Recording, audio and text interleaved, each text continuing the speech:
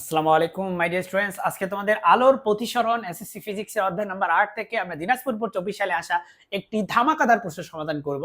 নিচের কোনটির ফোকাস দূরত্ব অসীম? ডিয়ার স্টুডেন্টস, তোমরা প্রথমেই দেখো এখানে তোমাকে দেওয়া আছে উত্তল লেন্স এখানে তোমার দেওয়া আছে একটা অবতল লেন্স, ঠিক আছে? অবতল লেন্স। তো উত্তল লেন্স বা এগুলাকে বলা হয় দ্বি উত্তল এবং দ্বি অবতল লেন্স। এই ধরনের লেন্সের ক্ষেত্রে ফোকাস দূরত্ব অসীম না, এগুলো সসীম। আবার এখানে তুমি একটা দর্পণ দেখতে পাচ্ছ, দর্পণের ক্ষেত্রেও সেটা অসীম না।